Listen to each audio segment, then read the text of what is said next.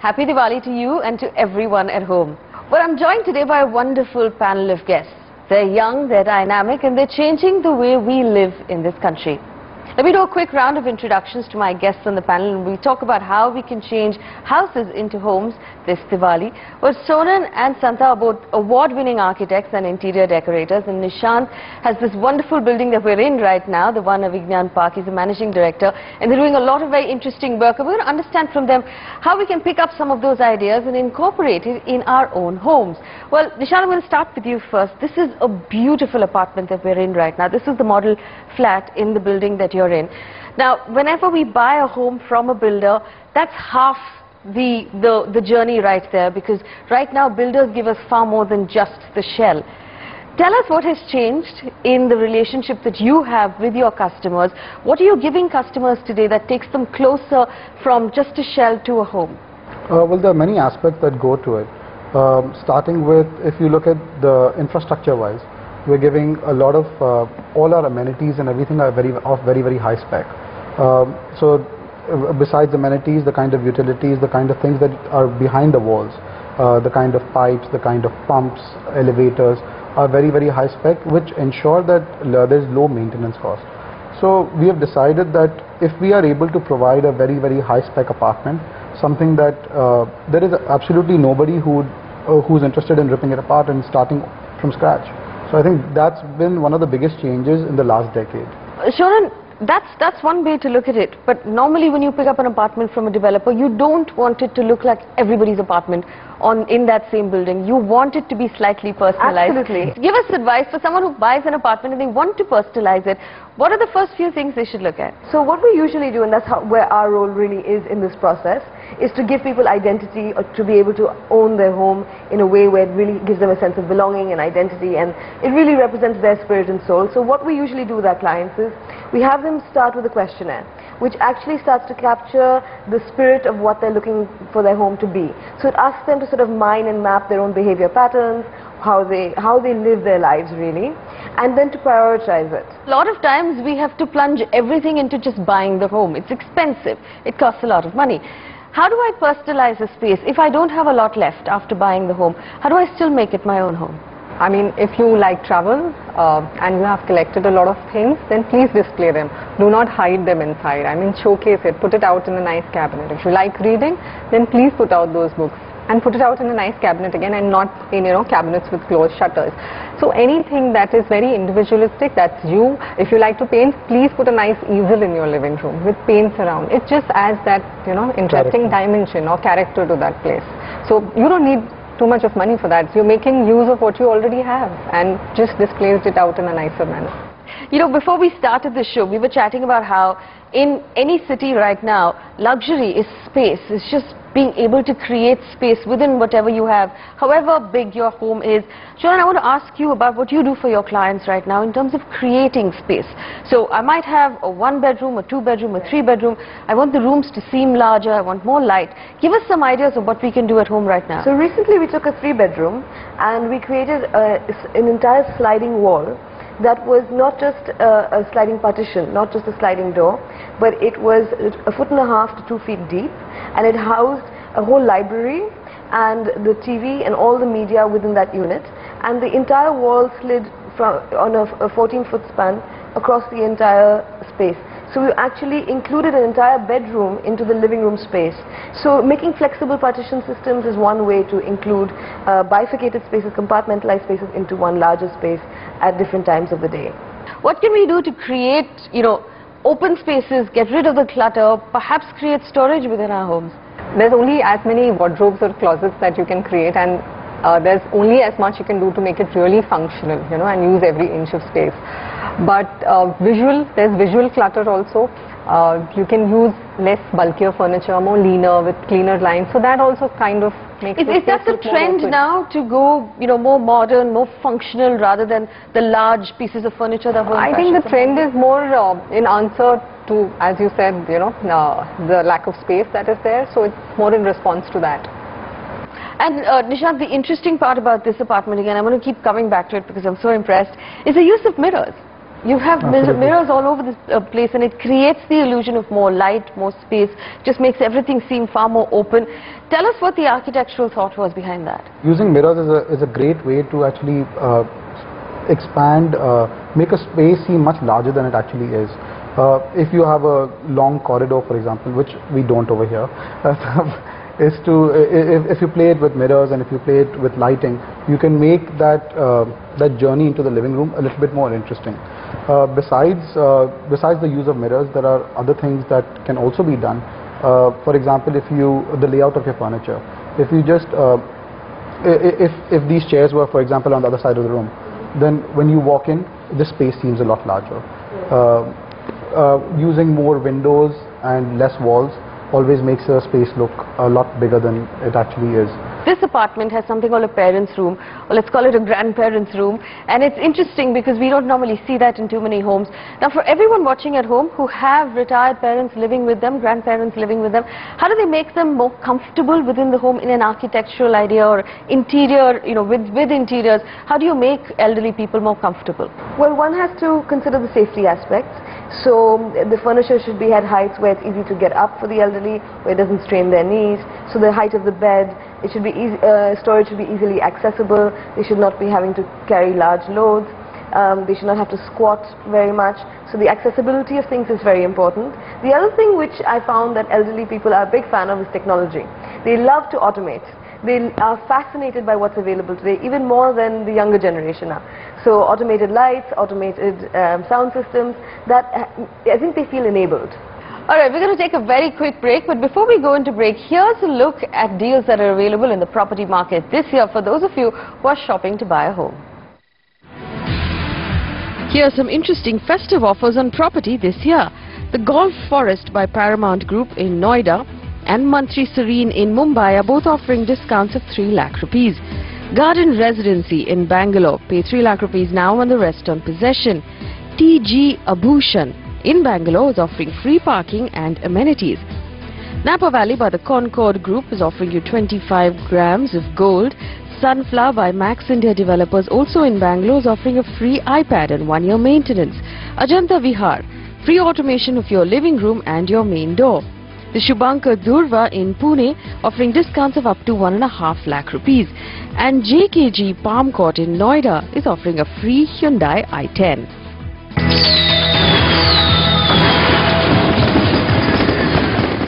Nishant, the interesting part about this home that I thought was the kitchen. It's a big, massive open kitchen. Tell me about modular kitchens right now. This is new to those of us in India, but it's interesting. It creates interesting ways to make up space within a kitchen. Is this something that you're giving to all of your customers, or is it just part of the model apartment? Is the open kitchen something that a lot of customers are opting for now? In our apartments, we offer the concept of open kitchens and closed kitchens. Given the way an Indian family functions, most people are opting for the closed concept. Besides that, your point about modular kitchens, it's something that needs to be examined more deeply, because a lot of the modular kitchens that are available in the market today are made of particle board, and particle board is something that Indian families are not very comfortable with. So if there are certain companies which offer kitchens in marine ply, that's the option that we are opting. I personally believe that a kitchen is the most important room of any home, but unfortunately when we go around the city looking at a lot of apartments, the kitchen tends to be really tiny. So for anyone who's looking at redoing a kitchen, there are various options out there. There are, you know, modular kitchens of different values, there are modular kitchens of different make. Now, how do we decide what suits us as a family? And given the fact that Indians cook very differently from people across the world, do one of those, you know, ready to fix in global modular kitchens work for us, or should we be looking at something that's specifically designed as for an individual? I think it definitely works, but you have to bring in slight changes. For example, what we are currently working on is our kitchens. We divide it in 2 parts. We have a show kitchen in the front and the actual cooking area behind. So what happens in the front, the show kitchen, which is more open to the guests, is where the refinement is happening, or the nicer parts are happening, or you're just doing a flambe or something like that. And the grimier part is happening behind. You could also have separate wash areas. So if you have an open kitchen, the you know, unsightly washing things up are becomes taken messy. care of. They're away from sight, so you can definitely, and I think that's what scares most people from having open kitchens. Sharon, what happens to those of us who don't have space for a show kitchen and the, the kitchen that's tucked away from sight? Yes. The bifurcation of a social kitchen and the wet kitchen behind. Then what we have been doing, and in nearly most of our apartments have this, is that we have a kitchen which has a flexible partition system. So the kitchen can be closed off as well as opened up, and we have transitional elements like a breakfast bar which acts as a boundary between these two spaces. So we actually have window systems that open up, so you can sort of draw the curtains down on the stage and open them up and reveal what's happening inside when you need to. There are brands that will give you modular kitchens. They're global brands, they're Indian brands. There's your local carpenter who will also volunteer to come and redo a modular kitchen for you in your home. What is your advice to someone who comes in asking you how much they should be spending on a kitchen? I'm a strong believer in the hybrid. I'm a strong believer in using the fittings, the mechanisms and all that are actually crafted, that are engineered from foreign companies, but actually crafting it to the sizes and dimensions that you actually want. A kitchen is an extremely personal space, and the sequence of things, the ordering of things is very specific, and it's something which I think a homeowner should have the luxury of sort of sequencing. As much as the modular kitchen companies do give you options and will actually customize it for you, it's within parameters, within limitations, and within sort of set ideas of how things can be configured. So I really believe in your Indian carpenter with your foreign fittings, your really highly crafted engineered fittings in combination with really durable materials like marine ply, rather than using particle board or even stone, and using things which actually work in our environment. Alright, so the same question as far as bathrooms are concerned. Again, a lot of people want to be able to redo a bathroom, even if it's an older apartment, because it just adds a different feel. Again, it's a personal space. Some people like them slightly larger with more light. What's your advice to someone who's looking to redo one of their bathrooms? What should ideally be the budget they want to spend? What are the materials you would recommend a customer uses so that it gives them durability? Budget is like, I think it starts from a small bathroom of around 8 feet by 5 feet. That's a standard Mumbai bathroom. Something from 75,000 upwards, and upwards is endless. I mean, you get excellent fixtures, but then they cost a bomb. And as for livening up the space, my personal preference is going for much lighter colors, getting in some natural light if you're on a higher floor, and if you have privacy, definitely go in for natural light. Get in a little bit of greenery. That really, adds that little bit of like a personal space, a little bit of nature to the bathroom, livens it up. Nishant, while we're talking about bathrooms, when we were walking around this model apartment, some of the bathrooms, like Santha was telling us, has a lot of natural light. They're very different from the rest of the bathrooms we see in the city. Tell us what thought went into designing bathrooms within your building. Well, we wanted to give bathrooms that had a lot of natural light. Like Santha said, we had the luxury of privacy. Not everybody has that in Mumbai. We're a very high-rise tower, 64 floors high. So there is nothing disturbing your surroundings. So you're able to draw that natural light into your bathrooms. So space and light, that's what we're playing with this Diwali. We're talking about interiors. Now before I go into another break, here's more offers that are available. There are a lot of available offers in the market as far as festive season is concerned on property across the country. Take a look. Our second list of festive offers on property this year.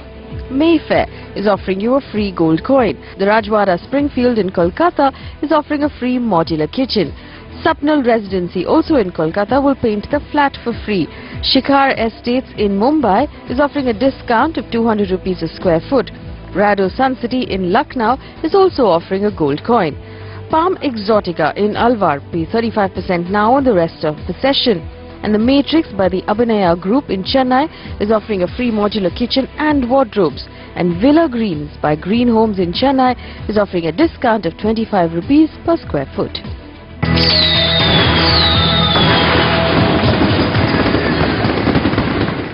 Now, Nishant, again, the interesting part that we noticed about this apartment is that the walls are not just all paint. The interesting fabrics you've used wood in some cases, you've used mirror in some cases. It's no longer about just painting your apartment, is it? There are other ways we can use to personalize spaces. I think a big aspect to that is because the space is large. I think that if you were to walk into a slightly smaller room, if using textures may not work as well. So it really depends on the size and the configuration of the room. What we've done over here is that we've used textured wallpapers, we've used mirrors, we've used paints, we've used wood, different aspects which just enhances the look or feel of the room. Sandra, this is the time of the year again where a lot of people look at maybe painting their homes. What are the trends that you're noticing in the market right now, especially for slightly smaller apartments? What are the colors that we can use to make it seem larger, to make it, you know, just seem like a larger space? A lot of people really want to experiment with wallpaper. They want vibrant colors, they want interesting motifs to come in, and since it's Diwali, but then of course Diwali is like a passing phase, but people do want some, you know, a very bright tone to come in. So we're dealing with a lot of terracotta colors, very earthen tones coming in. I think Indians also have a fascination for warmer colors. Interestingly, but for a children's room, we have done the entire room in something called as whiteboard paint, and for a family, and that was done to let the children scribble. So there is no color on the wall, it's devoid, because the parents are very sure that the kids are going to come and do their own caricature on it. So that's what's going to end up, you know, giving character to the room. Just so our audience can understand what the price mark difference is between, you know, painting walls and perhaps just doing up a room with wallpaper. There's a considerable difference, but then of course there's a large difference in time also. Painting is really messy, it takes a long time to finish, and wallpaper can be just done overnight or in a couple of days, and definitely less messier. Well, we also talked about the fact that you've done some interesting things with furniture and space and storage in the previous apartment that you worked with. Could you tell us? You know, we really look at that storage can actually be the soul of a project. So the storage can be sculptural, it can be artistic. It doesn't need to be a box within a box within a box. It really doesn't need to have or just provide miscellaneous space for you to collect junk. Give us some ideas. So what we try to do is to make people really specific about why they need storage and what they need it for. So like Sandra was saying, is that, you know, is it for books? Is it for, so can we express it? Can we not try to just make it something that is concealed? That's one aspect. Then there's a fine balance of concealing things and making them sort of clever details, walls that actually open up to be storage, where mirrors which look completely seamless but actually have storage behind it. Or they might be a very wild sculptural piece which has a storage within it. So these are ways in which you can make storage fun. It doesn't have to be something that is a big wardrobe that eats up 2 feet of space of an entire room. You know, one of the reasons why we really wanted to come here and shoot in this apartment is because it's won a lot of architectural awards, and it's won awards for the fact that it is a platinum certified green building. Take us through how important it is, as you know, we look to buy homes as customers, to look for homes that are environmentally friendly, because they do in fact bring down bills and maintenance going forward, don't they? Absolutely, it makes a tremendous difference. For example, if you there are lots of steps that go into getting a platinum certification. We have to ensure that there is ample ventilation, ample light. Well, that is because so that the amount of AC that you require in an apartment is driven down, so that reduces your electricity expense. Besides that, all your common areas are naturally lit, naturally ventilated. There are other aspects. For example, we are doing a lot of rainwater harvesting. We're doing sewage water recycling. So the amount of water that we require, we have sufficient of it. You'll never have to bring water in. We don't have to bring water from outside. So that all these things reduce the amount of expense, the monthly expense that residents have to bear. Sadha, I want to bring you in here. I mean, it's fine when your builder has the foresight to build an apartment that requires less AC, less lighting. If I've already moved into an apartment, it doesn't have as much light, it requires a lot of power constantly in terms of maintenance. What can we do to make our apartments more environment friendly? If you, as first you mentioned that if there was no light, if there is the possibility, then if the windows are really small, then increase the size of the windows, get in more light. But of course, there's a flip side to it. The minute you get in more light, you also get in more heat in. That increases your AC load. So maybe, you know, increase the windows, but then go in for double glazing, so which will cut off the heat load, but yet get in a lot of natural light. Maybe go in for a good development like one Avigna Farm, bring down your maintenance. It's interesting tips on how you can turn any space into a home. Now, if you have questions for any of our panelists, send it to us. Our email ID is at the bottom of your screen. Thank you to each one of you for coming in and spending time with us this weekend. Happy Diwali to all of you. We hope you have a wonderful year ahead. Happy Diwali to you at home as well. Remember, you can get in touch with us if you have any questions about property. Thanks for watching.